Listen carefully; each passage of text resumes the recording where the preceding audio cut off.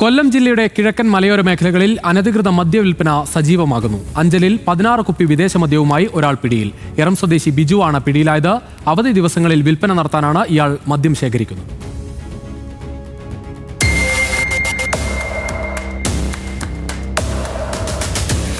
അനധികൃത വിൽപ്പനയ്ക്കായി കൈവശം വച്ചിരുന്ന 16 കുപ്പി ഇന്ത്യൻ നിർമ്മിത വിദേശ മദ്യവുമായാണ് ഏറം സ്വദേശി ബിജു എക്സൈസിന്റെ പിടിയിലാകുന്നത്. അഞ്ചൽ ഭാഗത്ത് അനധികൃത മദ്യവിൽപ്പന നടക്കുന്നുണ്ടെന്ന പരാതിയെ തുടർന്ന് ബിജു നടത്തുന്ന ഏറം ജംഗ്ഷനിലെ കടയിൽ നടത്തിയ പരിശോധനയിലാണ് 16 കുപ്പികളിൽ സൂക്ഷിച്ചിരുന്ന 8 ലിറ്റർ മദ്യം പിടികൂടിയത്.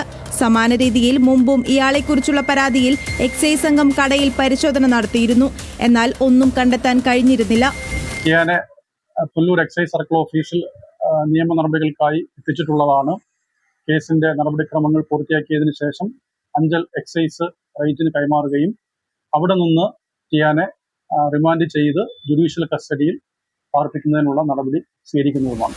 പുനലൂർ എക്സൈസ് വിഭാഗം നടത്തിയ പരിശോധനയിലാണ് പ്രതി പിടിയിലായത്.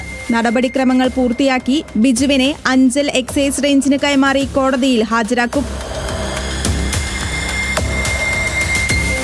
ന്യൂസ് മലയാളം, കൊല്ലം.